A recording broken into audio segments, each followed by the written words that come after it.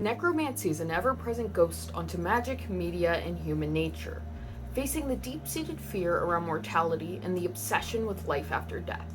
From ancient blood sacrifices to underworld gods, to bloodthirsty cults and best-selling books, necromancy represents humanity's attempt at control, even over death itself. This is your crash course into necromancy.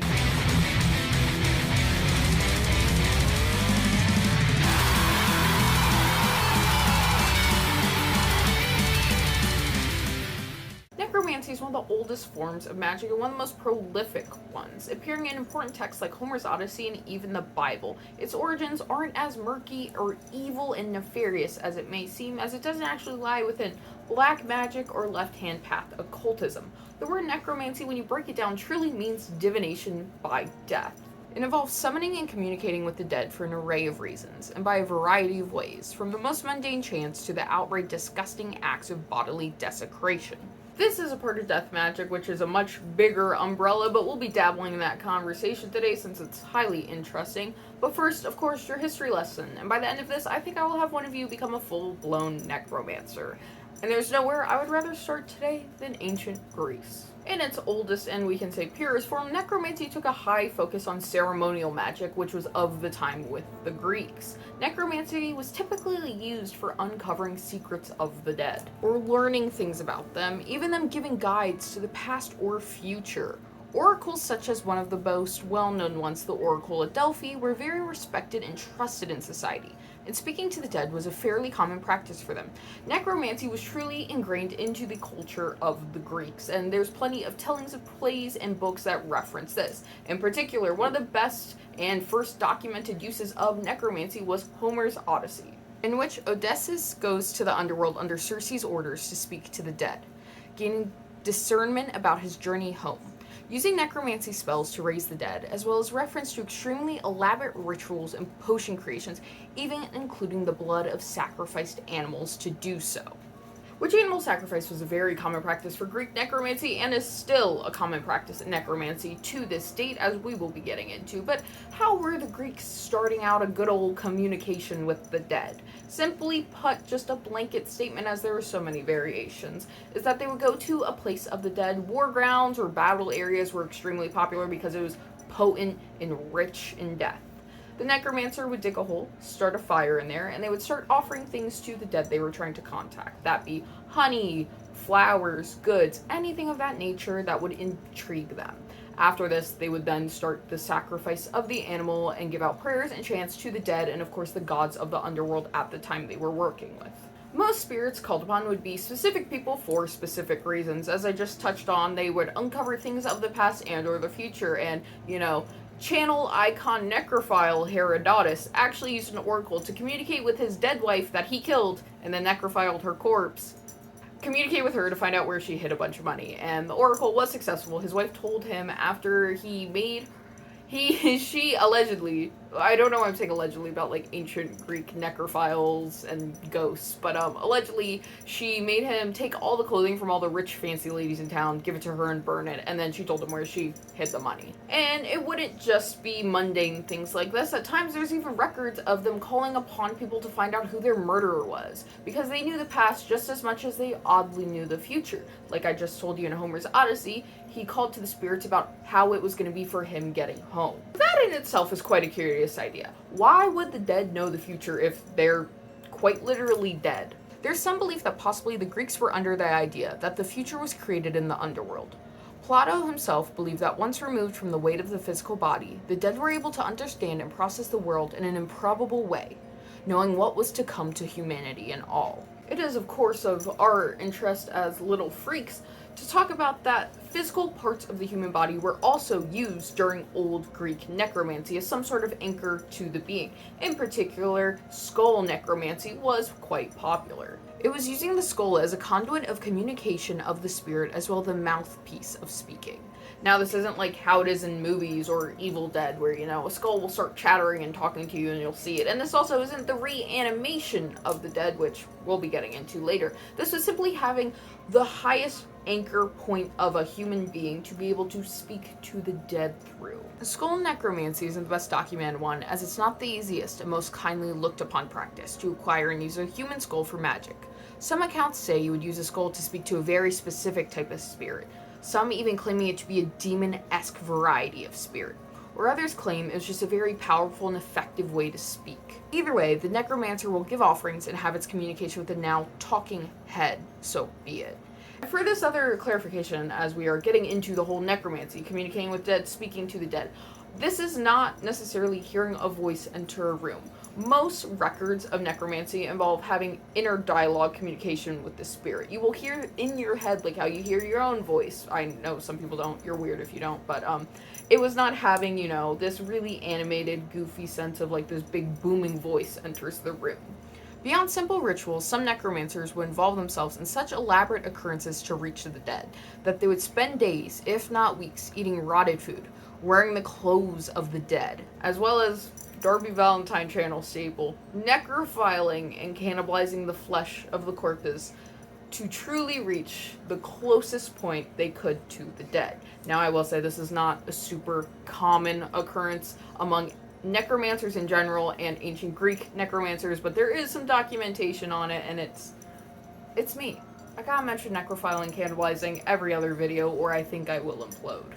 So let's get a little holy for a minute. Let's get a little balance into this video. So why don't we go to Abrahamic religions, in particular Torahs and Bibles. Conjuring and speaking to the dead would show itself within the early Abrahamic religions, as well as the 5th book of the Torah warns the Jews against the practice, saying, quote, "There shall not be found among you anyone who maketh his son or his daughter to pass through the fire, or who useth divination, or an observer of time, or an enchanter, or a witch, or a charmer, or a consulter with familiar spirits, or a wizard, or a necromancer," unquote. And Leviticus even calls for the death to necromancers, but this actually wouldn't be the most prevalent mention of necromancy in the Bible.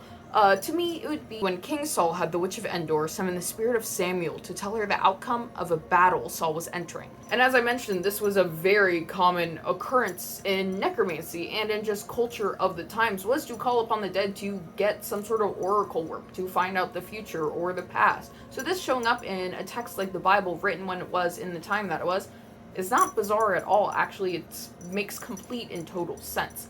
A lot of tellings in the Bible are things of the time, and I think that really shows when you read it. So having necromancy used, but not used in, let's say, a condemnation, because it's in the storytelling part, makes total sense. And funnily enough, the actual big push into the evolution of necromantic rites would come from the Catholic Church. Obviously, as I just mentioned, the Church would absolutely condemn necromancy, but no one likes blasphemy like clergy members. During the medieval times, members of the Church had unlimited and unmonitored access to all religious texts, including esoteric banned ones, as well as some of them being the most educated men around due to their position.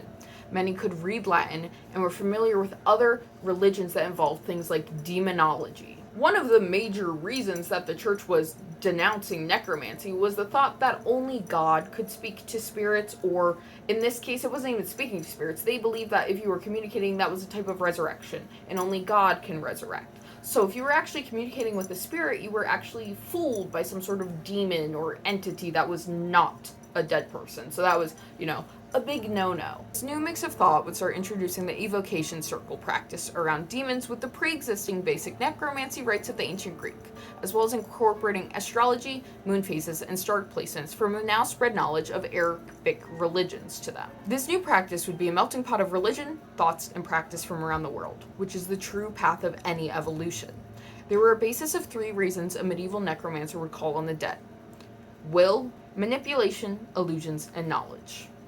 Which I think that sounds a lot more nefarious than it was. A lot of medieval necromancy was honestly pretty just normal, mundane things. A lot of the whole illusion things would be finding things that they lost. They also had this sense of protection because they were church members and they thought they were dealing with demons. One of the key parts of evoking communication with the dead was and is the use of circles, typically created onto the ground you work within said circle as a form of protection. This is your space you are working in and controlling this. It is a staple in most magic practice, including your offerings to the spirit you need to come with to respect the dead. The dead needs nothing from the living. That's why many offerings were of animal life or blood, on the thought of protecting yourself. The dead would feed onto your offering and not you and your life force. And this is something, as I mentioned, totally held up to this day. They felt safe doing this and practicing and interacting because God was on their side, and the whole like Christianic based Abrahamic, that's a better word, Abrahamic religions on the basis of interacting with demons, but feeling safe. This is old as hell. Takes us all the way back to like the Keys of Solomon, is that demons kind of only exist within the realm of Abrahamic religions in this nature. There's plenty of demons in other religions. Don't think I'm discounting that. But like in this whole realm of necromancy and circle crafting, these two are a yin and a yang. It's the whole concept that, Satan can't exist without Jesus and Jesus can't exist without Satan. So in this insane turn of events, medieval high Christians now created almost the format blueprint to ceremonial occult magic that is still upheld closest to this day by the new 20th century religion of Wicca, as much as a lot of them kind of pretend that's not a thing, but that's a conversation for another time. Necromancy, already being condemned by the church and only practiced by a select few, was something that was absolutely frowned upon, especially once we got into the time of the Renaissance. Necromancy was essentially the ugly stepsister to alchemy when it came to occultists. Renaissance was a time of birth, innovation, and creation, so to dwell and focus on death was not one viewed quite kindly by most. Especially at this time, anyone who was into any type of power gaining, occultism, any practitioners were now focused on creating, crafting, making gold, bettering their life, or, shout out to all the homunculus at home. There was kind of this notion of leaving it back, especially after the high rates of death during the medieval times. It was really this new budding time of, let's say, hope. But of course, necromancy stayed around a bit, poking its head out, but it was never to the grandeur it quite was, because, people couldn't spend all day just being an occultist, which, God, I was born in the wrong time, but, I feel like I probably would have had to have been a man, too. And of course, the next bigger boom of occultism was the Europe one in the 1800s, which I still think is the last current big boom, and it just wasn't that interesting for necromancy, if I'm totally honest with you. It really fell to the quite literal shadows. Any that existed was kind of just the bastardization of the Greeks and now the medieval ceremonial magic, and it was just it was around, like any book or collection of people doing things had at least something involving necromancy and the dead, but it was really integrated into this, like, strict formula most people went by about, calling corners, athems, bells, yada yada, all of that business. It's just really not interesting for our conversation, but what I do find interesting is there was actually a man, Herbert Redgrove, who made the distinction of medieval magic being 3 types of magic in one of his books he created. He separated it into black magic, white magic, and necromancy. He helped create the Alchemaic Society in London, working as a chemist and a Christian-based magic practitioner, which in one of his writings he makes the separation of black magic involved, clearly saying that evokes demons, whereas necromancy was, quote, concerned with the evocation of the spirits of the dead, unquote. Which I have touched on in many various videos, is that there are always these high times of spiritualism and peaks, like our last one back in like the 40s, I want to say, or whatever, where it was seances and, Ouija boards and talking, which, that is necromancy. At the end of the day, necromancy is communicating to the dead. It's just lost this grandeur, and some could even say it's lost its power and or meaning from losing all this ceremonial ritual magic, and it's turned into quite a bit of just parlor tricks. And I have spoke clearly and longly enough on Ouija boards, so that's not happening today. Go watch that video instead. But I will say, if you have touched a Ouija board, you could kind of say you're a necromancer, so that's fun. But the relationship of the dead and the living has never been as separated as it is nowadays. With its increased lifespans, modern Christianic viewpoints widespread, and increased knowledge of pathology, which is still very new and also not as present in other cultures. Which I'd actually say almost all non-Western cultures, and specifically polytheistic religions, still have a very intimate and close, loving relationship with death, whereas we have this very clear, distinct separation. And I think this is the perfect little segue into talking about death religions or death worship. One of, if not the largest death worship and or death religion is of La Santa Muerte, which I personally am lucky enough to be very good friends with a practitioner and educator of La Santa Muerte, George, who he is better known on TikTok as Dewskull, and I'm gonna have all his stuff linked, but I actually reached out to him and he was kind enough to give us a little quote about La Santa Muerte and why people are devotees of her, which is as follows. Quote, La Santa Muerte is Mexican folk saint that is the personification of death. She grants protection, fortune, and well-being to those who follow her. Many devotees follow her for protection for themselves and their families. La Santa Muerte is known to fiercely protect her devotees, and in turn, some devotees can sometimes have a very standoffish approach to most conversations about her unless they know you are a devotee too. We honor her because she's the reminder that death comes for us all, no matter what. But it is not the end. It should be understood that death, if anything, is motivation to live fully. We all know we die. What we don't know is what we can do in our waking lives for ourselves and our loved ones, and La Santa Muerte helps us figure that minute out while teaching us death isn't scary. It's normal, and in turn should be a driving force to making this life truly meaningful, unquote. I will have George's account linked below, as well as his piercing account, because he is a talented APP piercer, down below in the description if you are interested in learning more about La Santa Muerte, and I urge you to follow George. I love George. Thanks, George. Go Mets. I will say I think what George said is absolutely just completely perfect. Death is coming for us all. That's just a matter of fact. And I think many people live within fear of it or avoidance of it. They like to pretend it doesn't exist, or they like to psych themselves out about it. But it truly is the only absolution in life, and it is something that is difficult and hard to face, and that is something you have to do. So why not embrace it and even thrive in it? The practice of necromancy, which is not an aspect for all death worship and or death religion, but does have the respect for the dead. One of the death worship religions that I think really embraces death to the highest degree is of Palo, which does have its own subsections. In particular, Palo Mayombe is one of the branches of the Cuban developed religions of Palo, which gained great influence from Congo religions, getting popularity within the Afro-Cuban communities during the Atlantic slave trade, which was the prime breeding ground of being able to spread new and old religions with each other. It focuses on two major foundations. One, the respect and reverence for the dead and spirits, as well as the full belief in nature and Earth's power for everything. A major focus and altar tool for practitioners of Palo Mayombe is called the inganga or the lapranda. They're a vase or vessel that serves as the physical structure of their magic and is fed to help them in their practice. Most are believed to be inhabited by a spirit who works as a guide and an assistance in their religious activities. Sometimes, but not all ingangas do contain human remains of the said spirit or otherwise that will be placed inside of the inganga to inhabit it, and the practitioner will feed it from sticks, which are very respected in the religion as peo, which I know I'm saying stuff wrong. Please have forgiveness for me. I'm so sorry. I think people burn specifically sticks that are cold, that because the name truly means stick. So sticks in the religion are a very powerful tool, respected tool. That is part of Earth's power, is within the sticks. So you will put sticks inside of your inganga as well as common offerings such as flowers, candles, money, and traditionally, as I've mentioned before, blood and animal sacrifice to the inganga, giving it the blood to feed it, power it, and the life of the animal itself. And this is a very key part of practicing the religion, is doing these sacrifices and offerings to your inganga.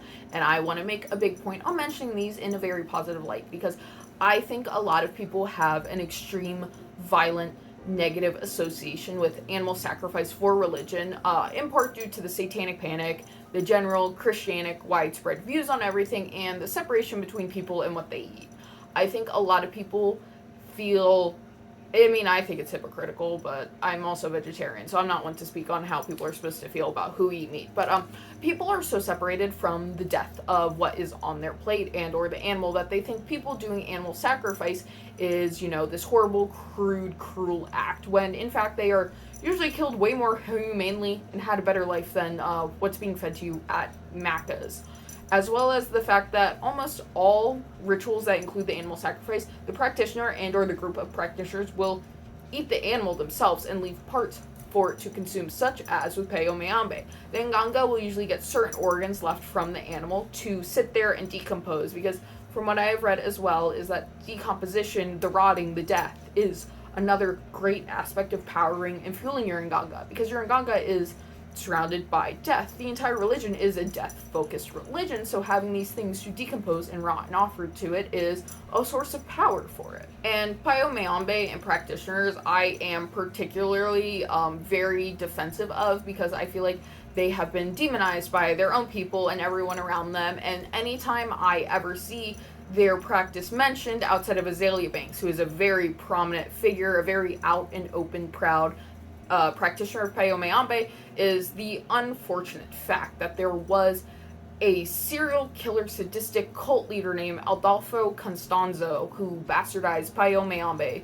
to justify killing people and feeding them to his and his cult's Ngangas. Adolfo's mother was, frankly, kind of a nutter. She was convinced her son was this chosen one. He was so special. He came out the womb and he had all these powers of speaking to the dead and predicting the future. Weirdly enough, on the record, I've seen multiple times that he rightfully predicted the attempted assassination of Ronald Reagan. And when he was a teenager, he became the apprentice of a occultist sorcerer in his small city, and he started working with him. He saw that all these cartel members and or drug traffickers were paying the sorcerer to help them, to help fuel their business and keep them safe. And this was a dangerous idea that got instilled into Constanzo. When he got older, he ended up in Mexico City working as a model, and this is where he would end up setting up shop and crafting his cult.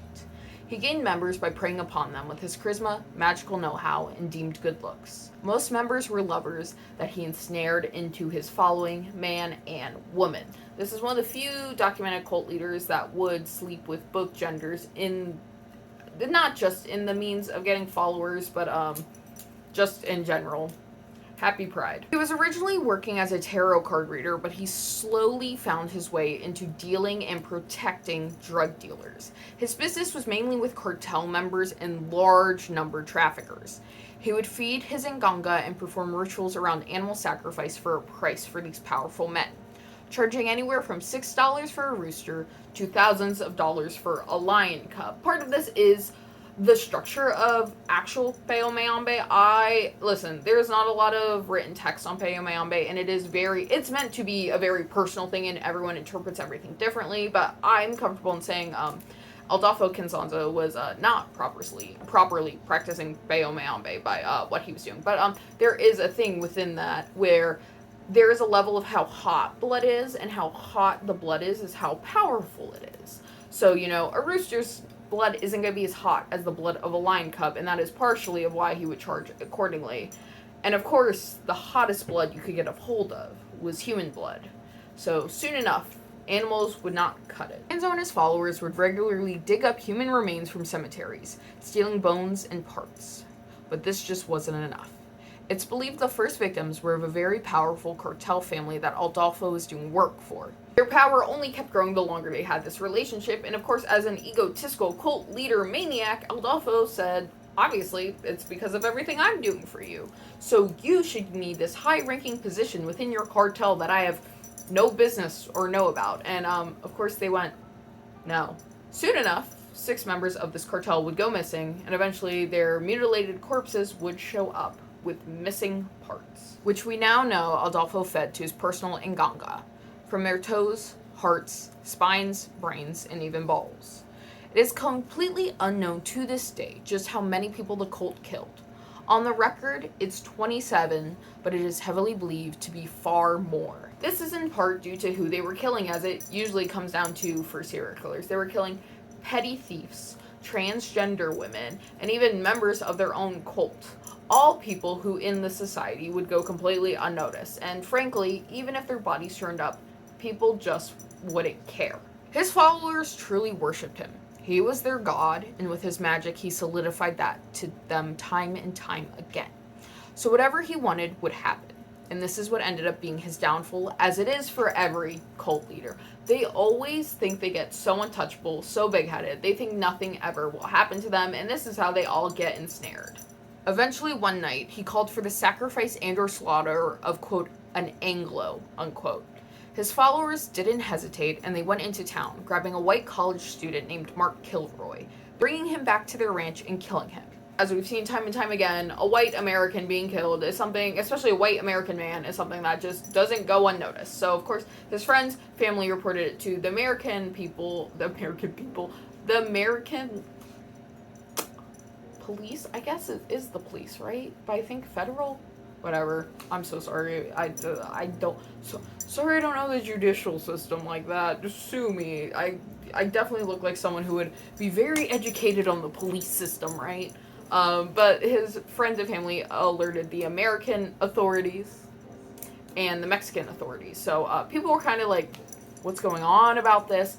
Eventually, the police started squeezing people for various reasons. It wasn't even necessarily what I can see looking for Adolfo, but they eventually caught a low-level drug dealer who kind of snitched onto Adolfo, and eventually his followers and or removed people of the group told the police that they were doing human sacrifices at the ranch.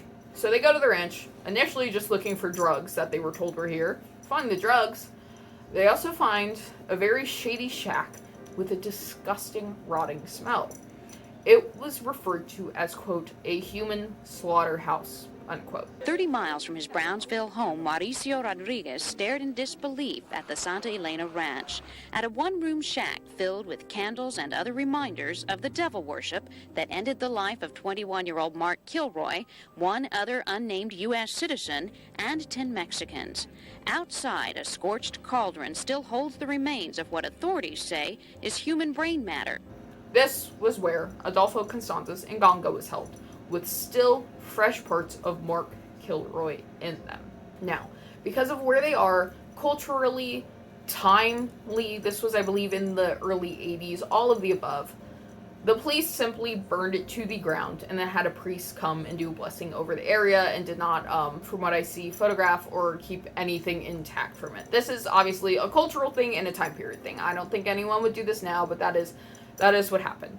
And this then obviously led to the manhunt to Adolfo Constanzo, because they then found the makeshift grave on the ranch's property containing about 20 rotting, decomposing, mutilated bodies. Ultimately, Adolfo's end happened because he opened fire onto the police, who were going door to door in the area he was hiding in, looking for a missing child. But Adolfo believed they were actually out looking for him. And of course, a man that had that much of an ego and pride and untouchableness and magic, chosen boy, gold boy, he wasn't gonna let the cops get him. So he had one of his followers who's out hiding with him, shooting him, absolving him of ever having to face the consequences of his actions. And I think this is a perfect point and case to show that one person can just solely even destroy the reputation of anything. It's similar to how I talked about the Columbine kids and industrial bands that had nothing to do with them, and even the kids didn't even listen to them, but it wrecks the whole word with it. And that is partially how I feel about Adolfo Constanzo and Palo Mayombe. Everyone I see reference Palo Mayombe is always coming from this standpoint of, there's this crazy serial killer cult leader that practiced it, and it's like he did it. He himself was a vague practitioner that started his own cult that was all about him.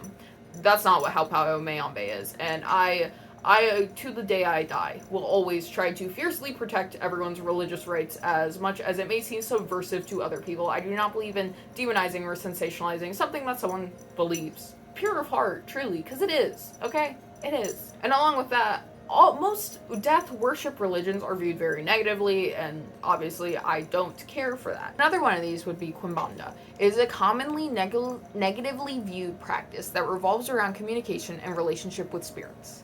It's primarily seen in Brazil and believed to have been originated during, once again, the Atlantic slave trade, just as Palo Mayombe was, and just as so many Afro-based religions are. This was the first time many people were seeing other people outside of their own culture, and honestly, they were fucking enslaved. So anything that could bring any sort of solace to anyone was more than welcome. So this is actually one of the biggest booming points, as I said, about these newer and or older and or evolutions of religions. Like many Afro-Brazilian religious practices, they are non-monotheistic, and of course there is an array of variations in different branches of Quimbanda practices.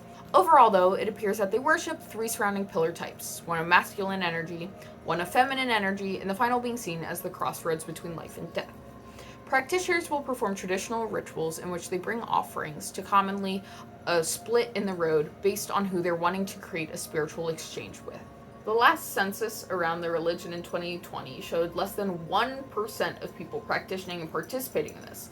but I want to mention that there was a very large boom in the 70s for it, as well as the fact that this is a highly demonized religion, especially with how much Christianic, Abrahamic religions were spread onto and forced onto Africa for generation after generation after. It's literally still happening. Missionaries still show up over there. Is that a lot of people who practice this were told they were devil worshippers, they were doing things that were unholy. It was completely looked down upon, and it is documented that most people that practice this are not open about it. They keep it to themselves because of the connotations surrounding it. And this is something that I think has now become extremely commonplace, is, of course, the demonization and the, if it's not this, it's satanic, it's my way or the highway, but as well as the whole communication with the dead has gotten a demonization. I take a drink every time I say demonization. But communication with the dead used to be integral to society and humans, and now it is evil. Something that over time I believe has slowly been started to get washed away even from the subsets of religion that worshipped it. So people that want to properly love their God and show their respect and stay holy now can't show the same reverence for their loved ones. Arguably people who at times can be closer to individuals than God.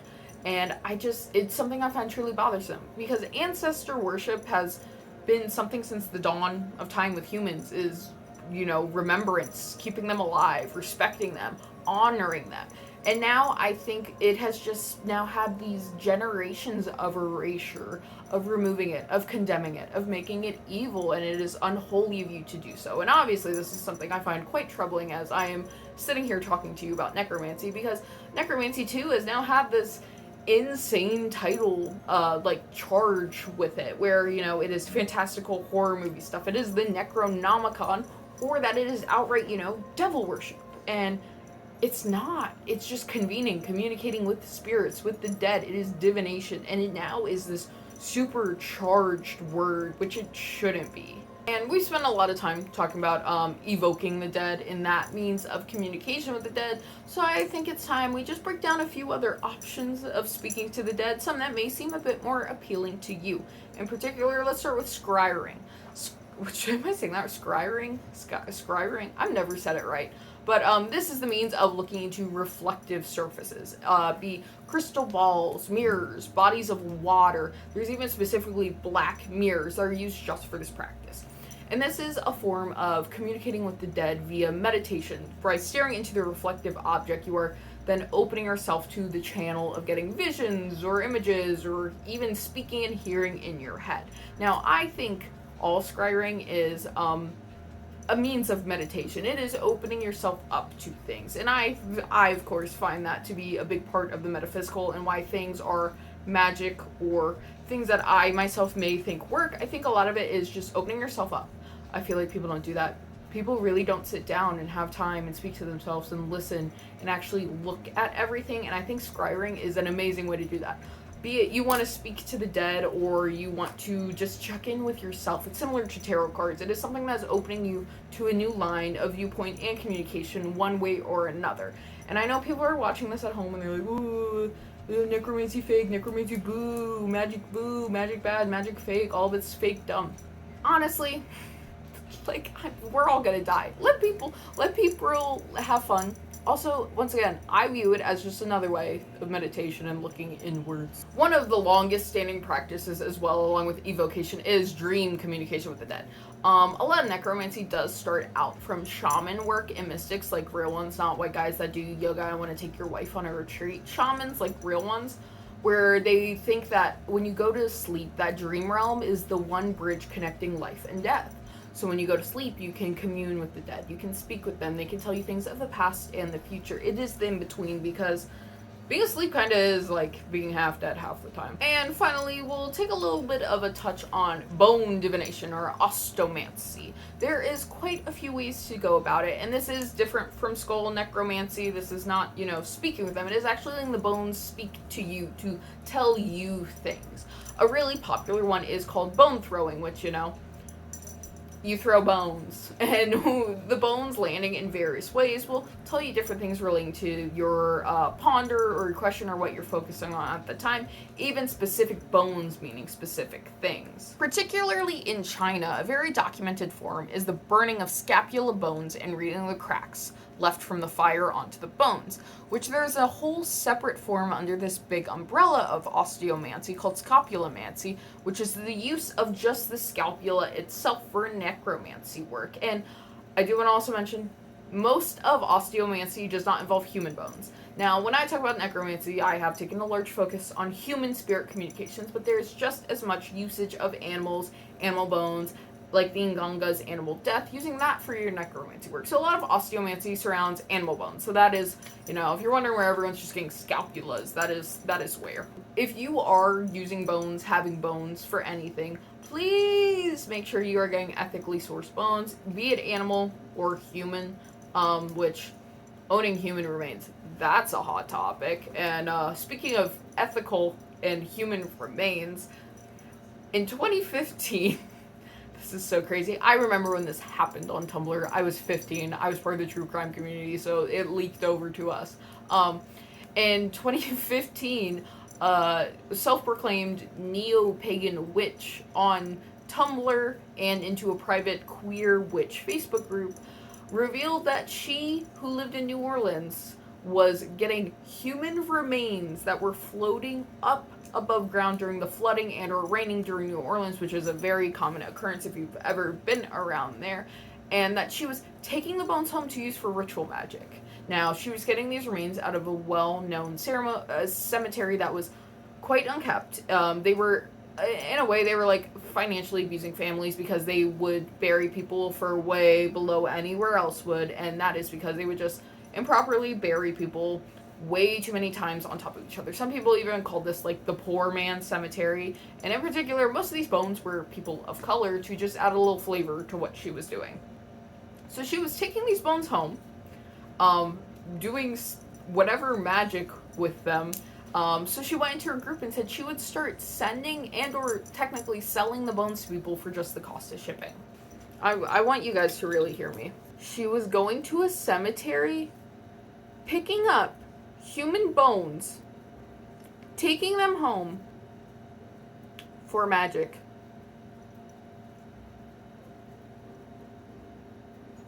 This was also, when I saw it when I was younger, it was called Bone Gate. I've now found out it is called Bongazi by many.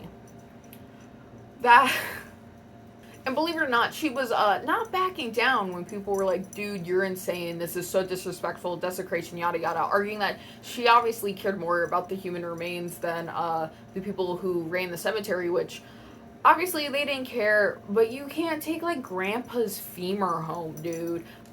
She did post this in a private Facebook page. I think one of the rules was like, don't take screenshots. Girl, people took screenshots. It got out there. It got everywhere, obviously. And the news got involved in her local city, and eventually the police raided her, finding 11 bones, 4 human teeth, and marijuana.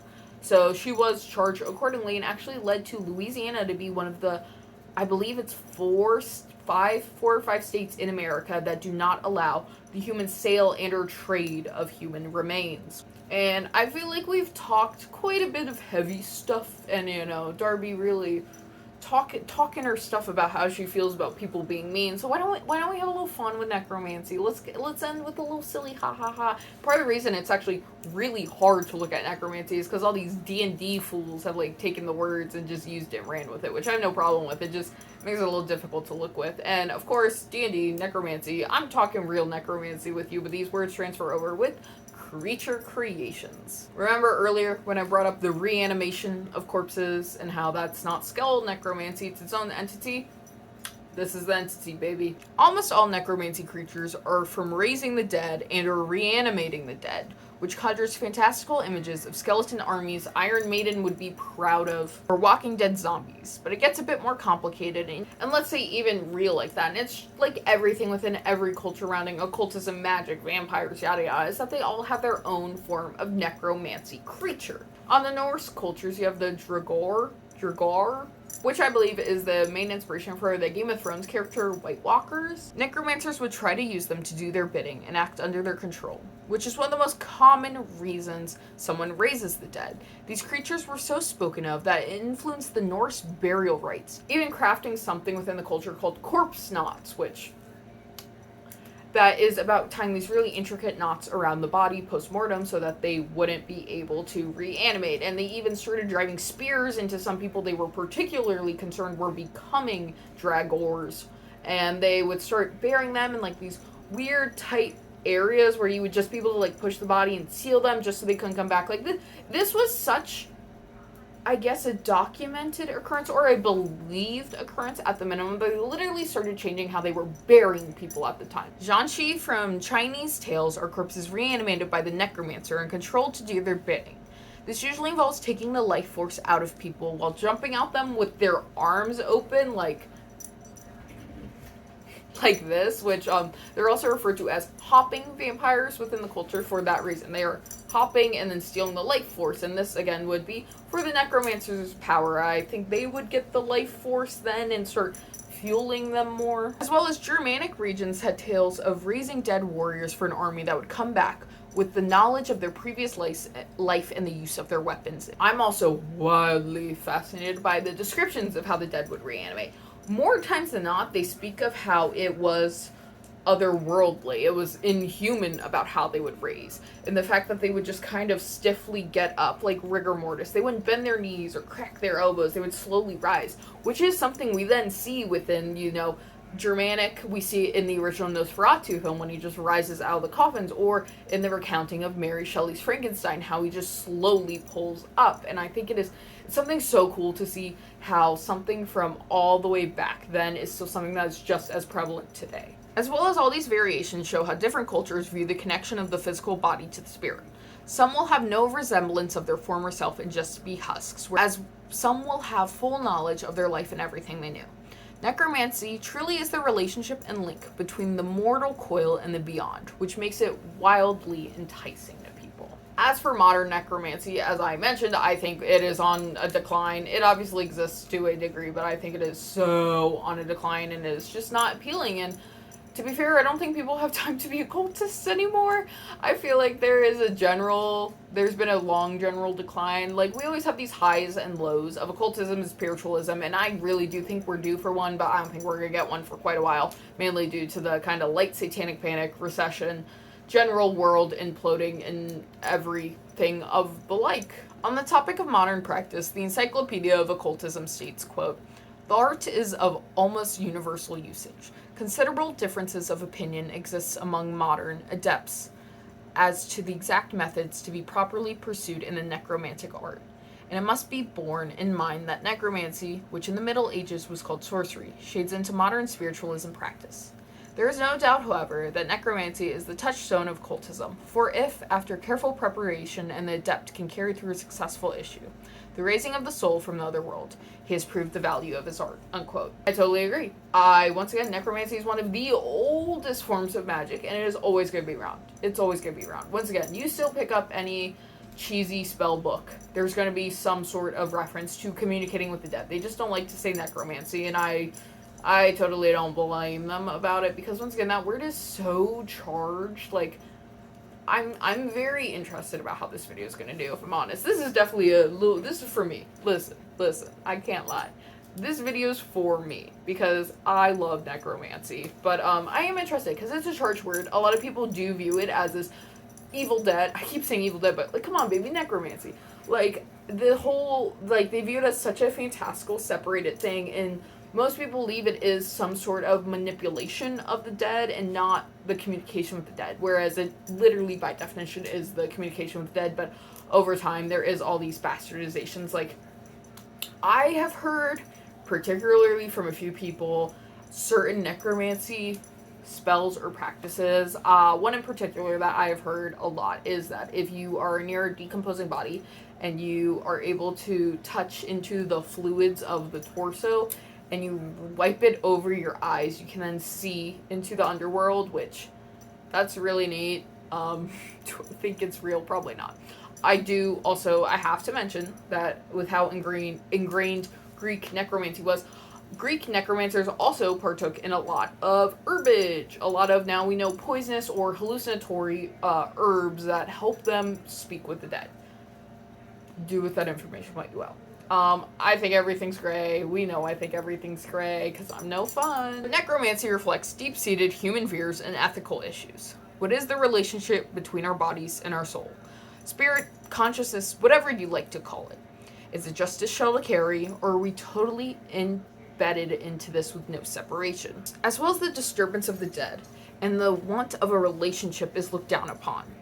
That you should just let the dead be, whereas I've touched on the negative association of it being black magic or satanic to commune with them.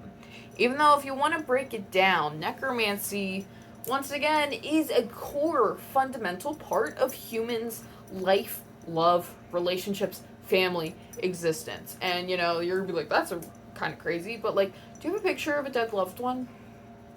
Have you ever said anything to the picture of your dead loved one in your head, out loud, any of the above? It's kind of necromancy. You go to the cemetery, you go to the gravesite of a loved one, a friend, and anyone, and you leave offerings to them. You maybe talk to them a little bit. It's kind of necromancy, man. As well as, I know a lot of people say that technically Catholicism isn't necromancy due to the fact that they're not humans, they're saints, or, you know, Jesus, God, etc. That it can't be necromancy because they're not actually humans. They're saints, they're whatever, higher than, but, like, mama, that's death worship. That's death worship. The crucifixion? I'm sorry. You want me to think the crucifixion's not death worship? Okay. Listen, I'm not saying there's anything wrong with it. I'm just calling the spade a spade. Necromancy is a part of human existence, and it is not something to fear or condemn. And of course, the constant existence and lurking presence of death, like I said, is the only absolute on this life, and it should be just as comforting as it is horrifying. It should be a form of acceptance, not denial, because you can't deny it. Death is coming for us all, and that is one thing we can all agree upon, and it is a point of relation between all of us. So the concept of acceptance, love, welcoming, and even worship of death, I think, is something that should be a bit more widespread to everybody, every day, as it is. Necromancy, in all of its means, is the link between life and death. Even if it's all fictional, I think there's something to respect of facing and reaching out toward the scariest thing in life, as most people can. And it's just fun. Let everyone have a little fun. What's a little Necronomicon? What's a little picking up a little skull and talking to it, okay? But that was essentially a crash course on necromancy. If you made it all the way to the end of this video, thank you so much for watching. I do appreciate it. My name is Darby Valentine. Make sure to subscribe, like, comment, hit the notification bell, do all the things. Make sure you're following me on Instagram and Twitter. That is where I am absolutely the most active. I'm the most active on Instagram for sure. Too active, one could say. They are all linked down below. Now, necromancy. Do you practice necromancy and you didn't know it? Do you practice it and you know it? Do you want to practice it? Let me know down below how you feel about necromancy, the dead, death itself, all of the above. Because I, once again, am death obsessed is the only way we can put it, huh? Once again, thanks so much for watching, liking, commenting, and subscribing. I appreciate everyone that's subscribing. I know I am not on the most frequent schedule right now. I'm posting every 7 days to 10 days at the latest. I think this is a 10-day upload. I moved. I'm literally flying out at 3 a.m. to go on a work thing. I also do have a full-time career outside this. I am a tattoo artist. Like, I love doing these videos. I love having you guys. I love talking. But I am going to have to ask for a little bit of grace right now that, you know, I'm trying to get the schedule down. And I do appreciate everyone watching. I appreciate members. Members always mean the most. They get to watch videos a day. They get to watch videos early. It is linked down below. And yeah, no. Thanks everyone for subscribing. Really, OD. I would love to hit 100K by my birthday on June 27th, but, you know, that's wishful thinking. I don't think that's going to happen. But, you know, it'd be nice. So, with that, I'm going to say goodbye because I'm rambling so much. Also, there is a merch store now. If you want merch, it's linked down below. So, go check those out. Bye!